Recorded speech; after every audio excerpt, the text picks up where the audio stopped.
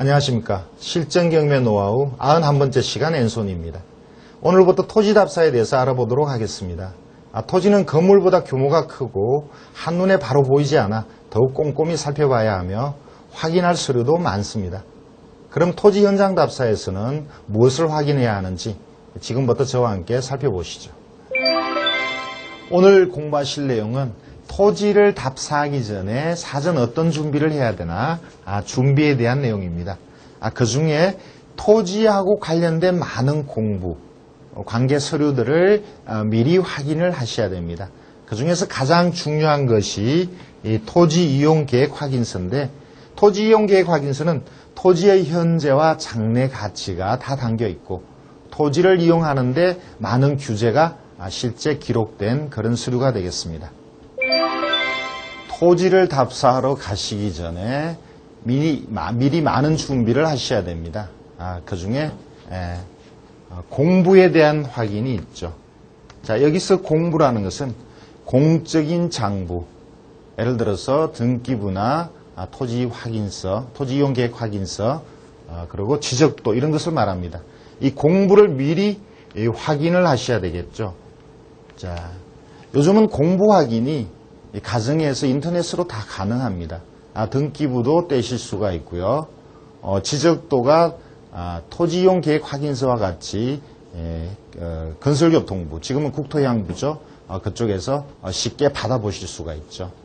자, 그래서 웬간한 내용의 토지에 대한 공부는 직접 출발하시기 전에 미리 확인을 하시고 가셔야 됩니다.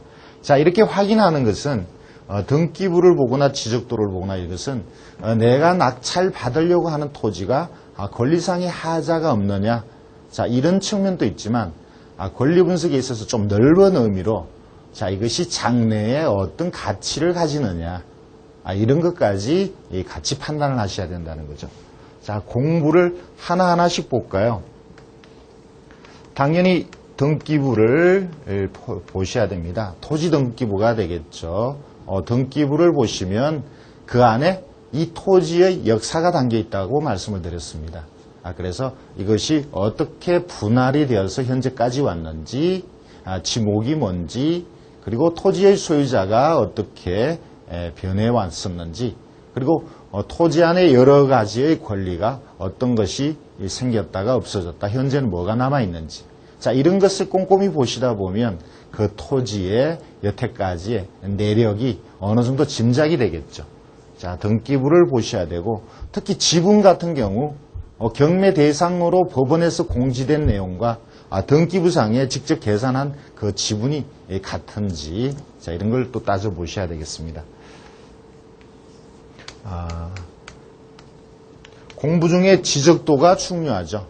토지는 도로와 접하느냐 않느냐가 중요하다고 말씀드렸습니다. 자, 도로와 접하는지, 모양이 어떻게 생겼는지, 토지는 모양이 많이 중요하죠. 이왕이면 반듯하게 생긴 게 좋은데 이상하게 생겼거나 길쭉하면 토지가 쓸모가 없거나 가치가 많이 떨어지죠. 그래서 지적도를 확인을 하셔야 되겠습니다. 자, 토지의 공부 중에서 가장 중요한 게 토지 이용계획 확인서라고 말씀드렸습니다. 예, 확인서죠. 자, 이 토지 이용계획 확인서는 토지의 현재 가치뿐만 아니고 장래 가치까지도 판단할 수 있는 많은 정보가 있다고 말씀드렸습니다. 자, 그것은 국토 이용에 대한 내용. 자, 이것이 도시지역인지 관리지역인지 이런 내용이 들어가 있을 거고요. 또 이런 것도 있죠. 도시계획에 대한 내용도 나와 있습니다. 이것이 주거지역인지 공업지역인지. 자, 이러한 모든 내용들이 이 토지이용 계획 확인서에 있죠. 그래서 이것이 어떤 규제가 있다라면, 공법상 제한이 있다라면 역시 이 계획서 안에 많이 들어가 있죠.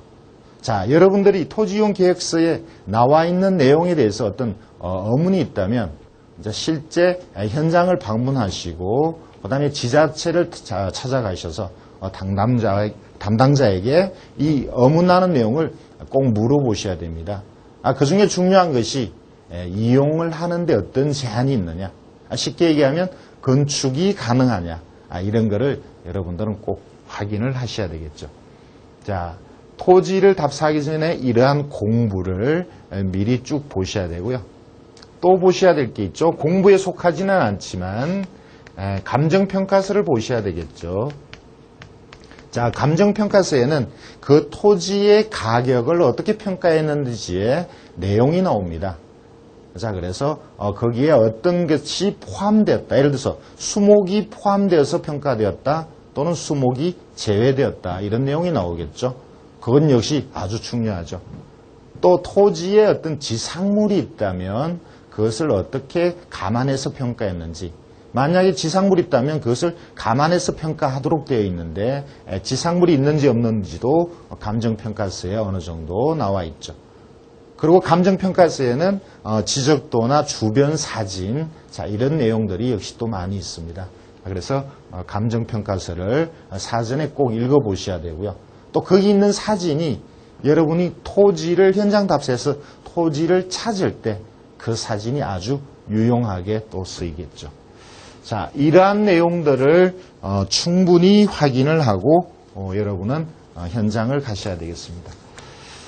자, 현장에 가셔서 가격을 판단하시겠지만 토지의 가격을 미리 어느 정도 판단을 또 하고 가셔야 된다고 봅니다.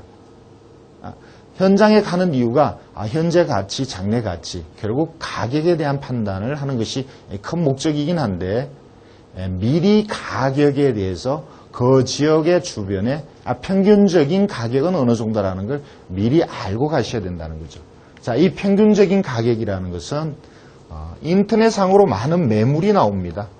자, 매물을 내놓은 사이트에 가면 예를 들어서 경기도 화성시의 관리지역의 토지는 대략 30만 원이다, 50만 원이다. 이런 수준을 여러분들이 아시는 게 좋겠다는 거죠. 자, 그리고 경매로 나온 물건은 역시 그 주변에 유사한 사례의 낙찰 사례가 많습니다. 자, 이러한 낙찰 사례들을 보면 이러한 사례들은 어느 정도의 감정이 됐고 어느 정도 금액에 낙찰이 됐다. 경쟁자가 어느 정도 왔었다. 자, 이런 판단이 가능하겠죠. 그래서 낙찰 사례 역시 보시는 게 좋겠습니다. 자, 이렇게 미리 또 준비를 하셔야 현장에 가셔서 여러분들이 가격에 대해서거나 아니면 그 주변의 낙찰 사례를 가지고 있기 때문에 여러분들이 그 쓸모를 판단하는데 훨씬 도움이 된다라고 봅니다.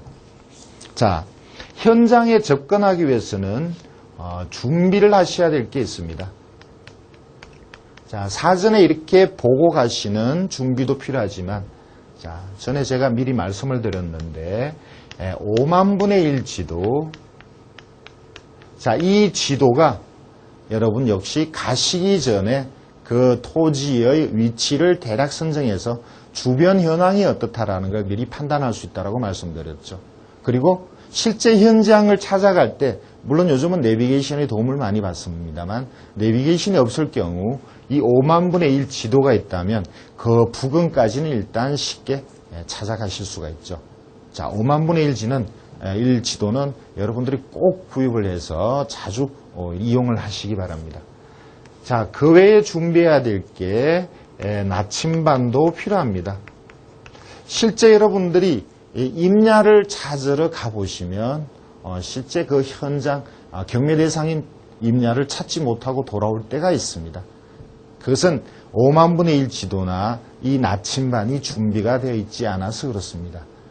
자, 나침반의 사용 방법에 대해서는 물론 따로 공부를 하셔야 되겠지만, 자, 이 나침반을 활용하면 제가 이따 사례로 보여드리겠는데 유용하게 여러 가지를 이용할 수가 있습니다. 실제 도로에서 경매 나온 토지가 어느 정도 떨어졌는지, 그 토지 안에 분묘가 포함됐는지 안 됐는지 이렇게 애매할 때 이 나침반이 유용하게 사용되죠. 자, 나침반과 함께 스케일자도 있으면 좋겠지만, 자, 스케일자라는 것은 경매로 나온 토지가 보통 지적도가 축적으로 나오죠. 그래서 그것이 도로와 얼마 정도 떨어졌는지를 정확하게 좀 측정하고 싶다.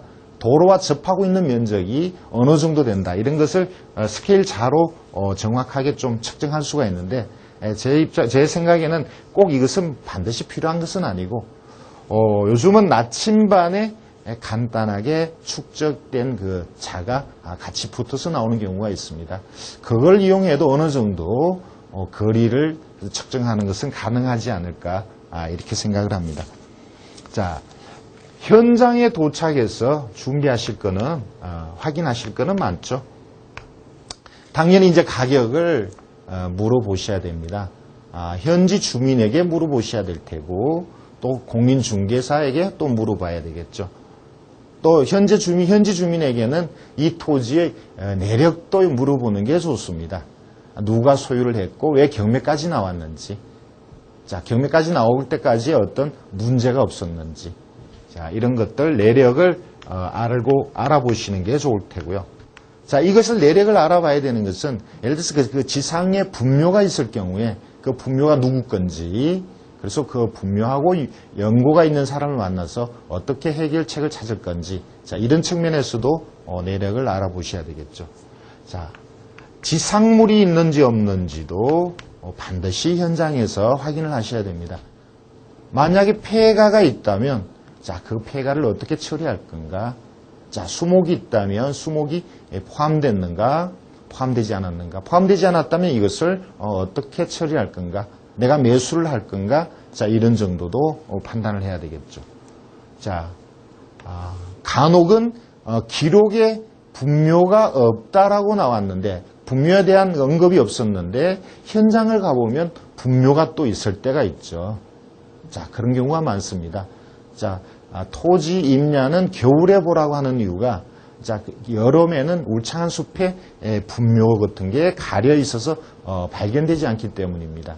그래서 만약에 분묘를 발견했을 때 역시 여러분들은 그 분묘의 연고를 찾으셔야 되겠죠. 낙찰받고 만약에 분묘가 발견됐다면 여러분은 빨리 법원에 불허가를 신청을 해야 될 것입니다. 자, 이런 전반적인 내용이 아주 토지는 광범위합니다.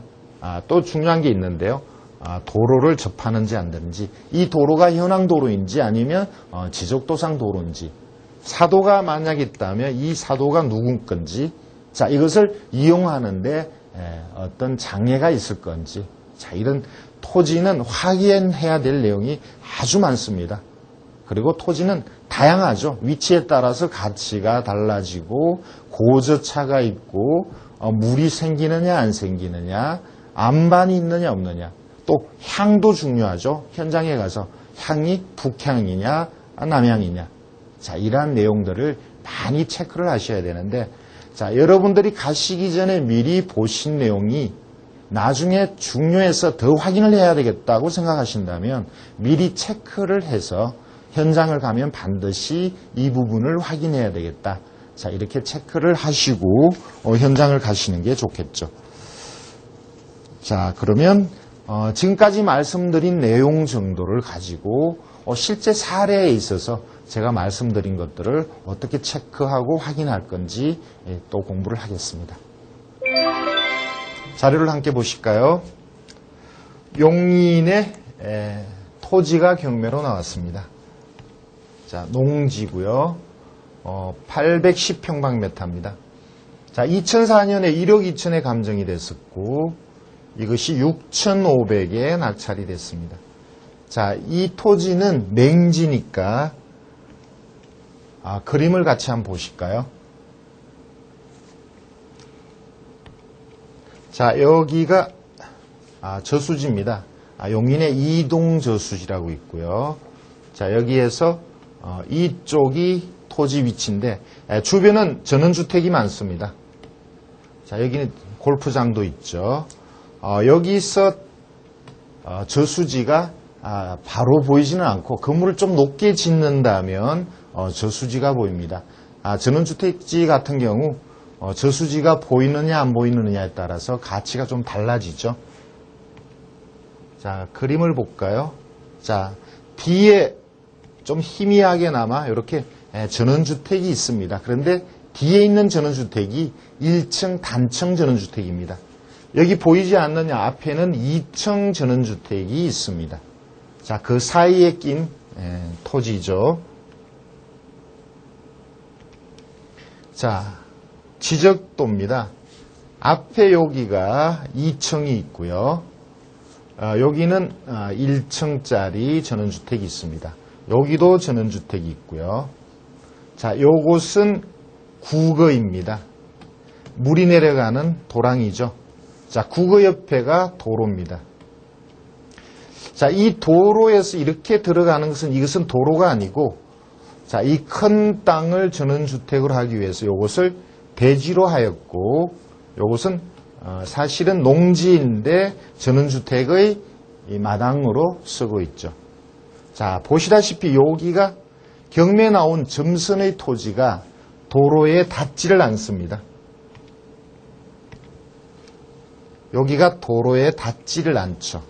자, 도로에 닿기 위해서는 앞의 토지에 토지 사용 승낙을 받든지 뒤의 토지에 토지 사용 승낙을 받아야 되는데, 자, 말씀드린 대로 앞에는 여기 건물이 있고 뒤에 건물이 있습니다. 자, 이 토지 주인들이 뒤에 토지에 도로까지의 토지를 사용 승낙한다면 결국 이렇게 건축이 될 텐데, 자, 이렇게 앞에 건물이 내려다 보이거나 뒤에 건물을 이렇게 시야를 가로막는 게 되니까 도로를 쉽게 내줄 것 같지가 않습니다. 제가 현장을 답사해 보니까 그런 느낌이 들었습니다. 자, 더군다나 제가 미리 말씀드리진 않았는데 이게 전체 토지가 아니고 2분의 1 토지 지분입니다. 자, 시골에서 자, 이렇게 도로에 닿지 않는 땅은 반드시 미리 도로를 확보하고 입찰을 들어가야 됩니다. 이제 확보한다는 것은 토지를 미리 사라는 뜻은 아니고 토지를 내줄 사람하고 어느 정도 협의가 된 다음에 입찰을 해야 되겠죠. 자, 그런 측면에서 외지인들은 쉽게 입찰하기가 어려운 내용이 되겠죠. 자, 결국 이것이 이렇게 저렴하게 낙찰된 것은 결국 맹지 문제인데, 최근에 제가 여기를 방문했었는데 여전히 아직 공지로 남아 있습니다. 가치는 만약에 도로가 닿는다면 이 가치는 제가 볼 때는 100만 원까지도 가능한데, 물론 이것은 한 3년 전 얘기입니다만 그 당시로서는 물론 저렴하게 샀지만, 자, 현재도 과연 도로를 어떻게 확보하느냐, 그것이 이 토지의 가치가 달려 있다고 보겠습니다. 다음 사건을 말씀드리죠.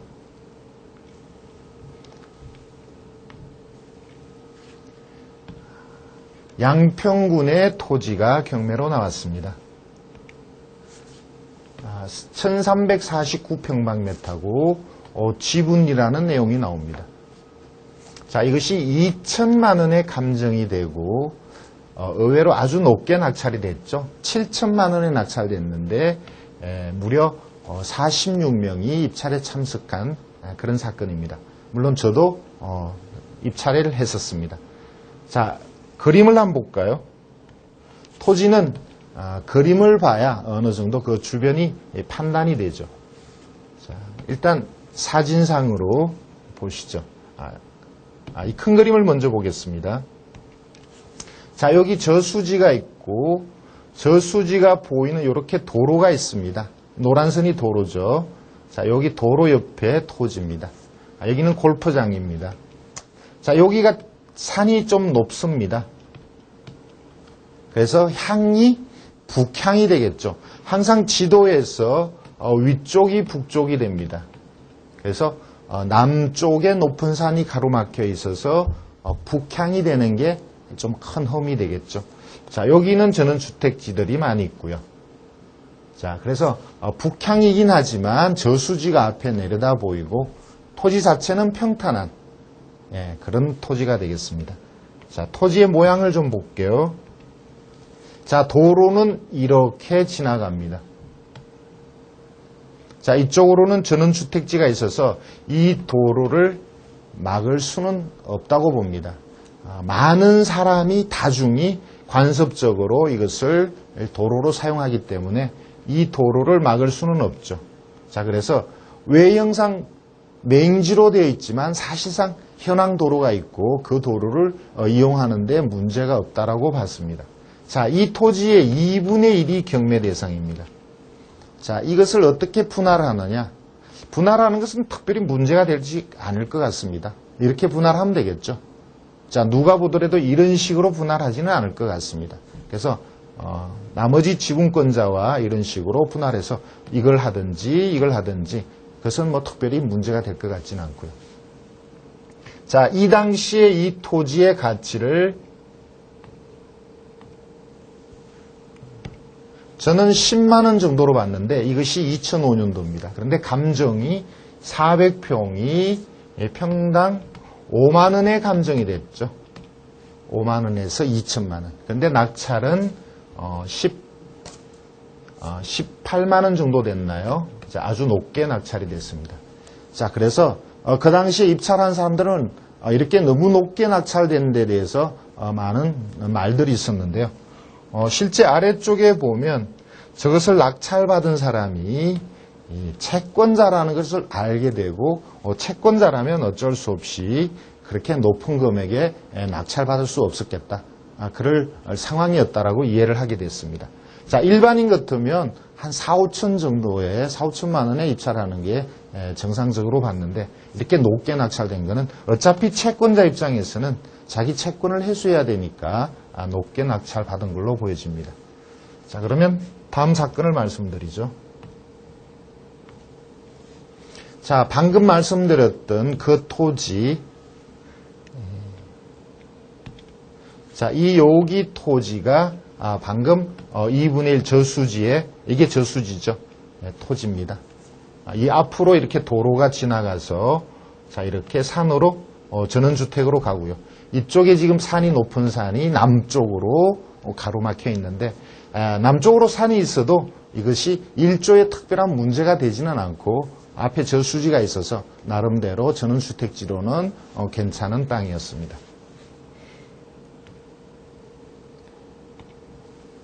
자, 그러면 다음 사건을 말씀드리죠. 자, 이것은 이천시에 농지가 경매로 나왔습니다. 자, 면적이 3,400평방미터고 역시 지분입니다. 자, 큰 토지의 지분은 자를 때 도로만 닿는다면 특별한 문제는 없다고 봅니다. 자, 감정이 6,800이었는데 2005년도에 신건에 1억 4,500에 낙찰되고 16명이 왔습니다. 저도 입찰했지만 실패한 사건입니다. 자, 아래쪽에 보면 관리지역이라는 내용이 나오고요. 지분이라는 내용이 나옵니다. 역시 그림을 좀 보겠습니다.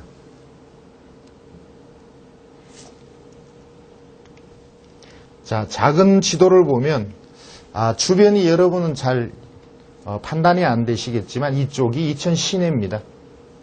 자, 이쪽이 평탄한 지역이고요.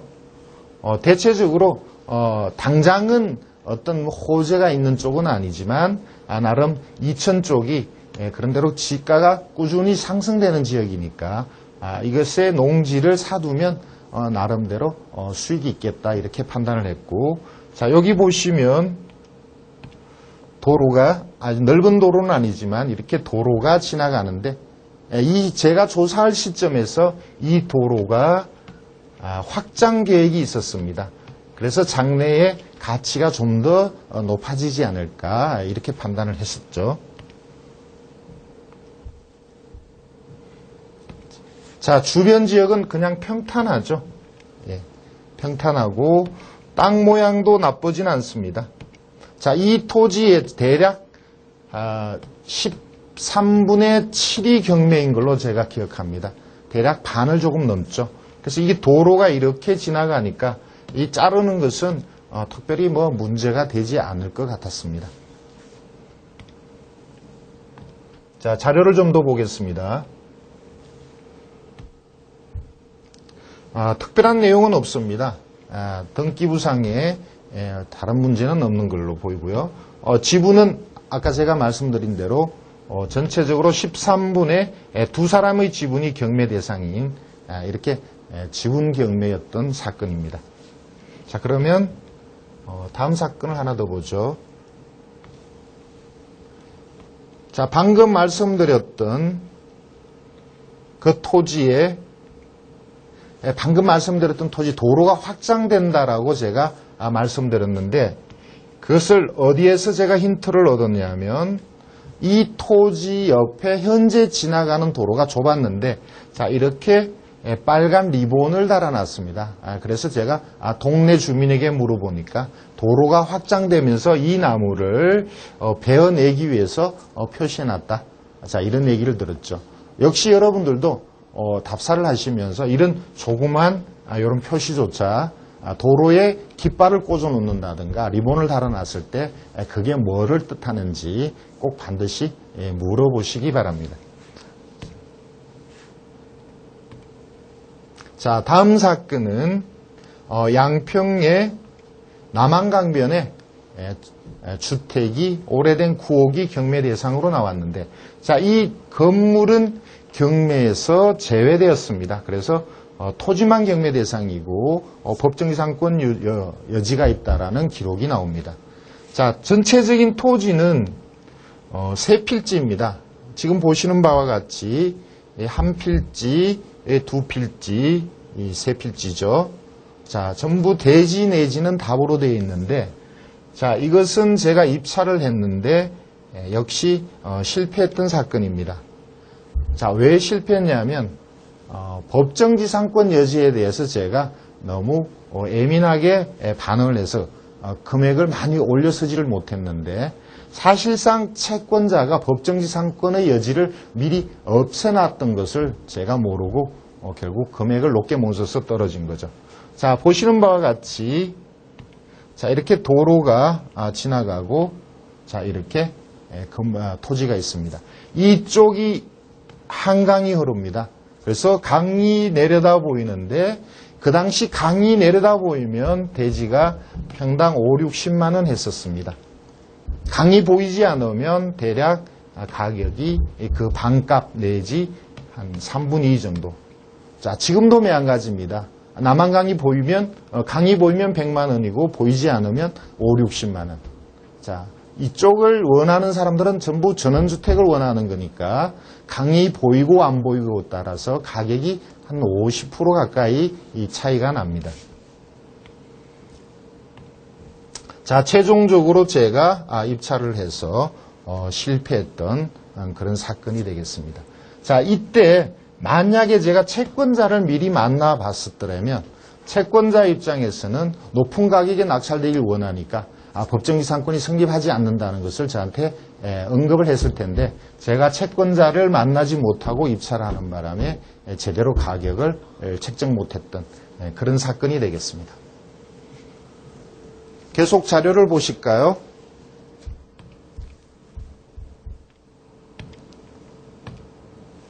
자, 여주에 임야가 경매로 나왔습니다. 임야 1770여 평이고요. 자, 2,400에 감정이 되고 5,500에 낙찰된 사건입니다. 역시 입찰을 했는데 저는 실패했습니다. 자, 여기가 관리지역으로 되어 있는데 제가 볼 때는 특별한 가치가 있다라고 보여지지 않는데 많은 사람이 왔던 그런 사건입니다. 자, 그림을 좀 볼까요? 자, 이렇게 사실상의 도로, 현황 도로가 접하고 있는 토지입니다.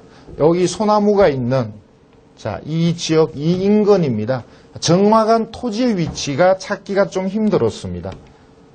자, 여기 보시면 사실상의 도로가 이렇게 있고 자, 이쪽인데 자, 이것을 정확한 위치가 좀 찾기가 힘들었는데 실제 여기서 저는 이 토지의 요 거리를 꼭 알고 싶었습니다. 왜냐하면 자, 여기서 여기까지 거리를 알고 싶은 것은 여기에 분묘가 있었기 때문입니다. 이 분묘가 이 토지에 포함되는지 안 되는지를 꼭 알고 싶었는데 그렇다면 이 거리를 알아야 되겠죠. 자, 보통 이렇게 임야도가 6,000분의 1 정도의 6,000분의 1 축적으로 나오니까 만약에 이게 2cm 정도 된다면 결국 120m라는 뜻이 됩니다. 2cm의 임야도에서 2cm는 6,000을 곱하면 되니까 결국 12,000m 그리고 120m라는 거죠. 여기서 여기까지가 120m라는 게 아주 중요합니다. 자, 그것을 어떻게 판단하느냐. 자, 여기서 여기까지의 나침반으로 방향을 정하고 거리를 쟀습니다. 그래서 이것이 제 도보로 예를 들어서 300보다 제 발걸음이 60cm 정도 된다면 그러면 180m 정도 되죠. 이런 식으로 보폭으로 대략 거리 경계선까지의 거리를 잰 다음에 자, 분묘가 여기 들어가는지 여기 들어가는지를 확인하려고 했던 거죠. 자, 이처럼 여러분은 임야나 토지를 찾을 때 꼭 나침반을 이용을 하셔야 된다는 겁니다. 자, 실제 제가 나침반을 이용한 그림을 좀 보여드리죠. 방금 말씀드렸던 그 토지입니다. 자, 제가 방향을 이렇게 정해서 이 토지까지 여기서 이 거리가 과연 얼마일까를 쟀다라는 거죠. 그래서 그 경계까지 가서 분묘가 어디에 해당되는지를 대략이나마 확인을 하려고 했던 거죠. 자, 요게 2cm니까 이 자로 2cm가 되니까 요까지의 거리는 결국 120m다. 이렇게 추산한 거죠. 자, 여러분들도 만약에 임야나 토지를 답사를 하신다면 이와 같은 나침반을 꼭 지참하고 다니시기 바랍니다. 토지의 이용에 토지의 현황과 장래 가치는 토지 이용 계획 확인서에 모두 나타납니다. 그래서 그 안에 있는 모든 기록들을 꼼꼼히 체크를 하셔야 됩니다. 자, 토지를 답사하는 것은 쉽지가 않은데 사전에 5만 분의 1 지도, 감정평가서에 나오는 토지의 사진, 자, 그리고 나침반 등을 이용해서 정확하게 그 위치를 찾아가셔야 됩니다. 자, 멀리서 그냥 저쪽의 땅이 경매 대상이다 이렇게 하지 마시고 직접 그 땅을 밟고 그 위에 분묘나 경매에서 빠진 어떤 지상물, 자, 아니면 안반이 있는지 어떤 수목이 심겨져 있는지 이런 것까지 꼼꼼히 직접 확인을 하셔야 합니다.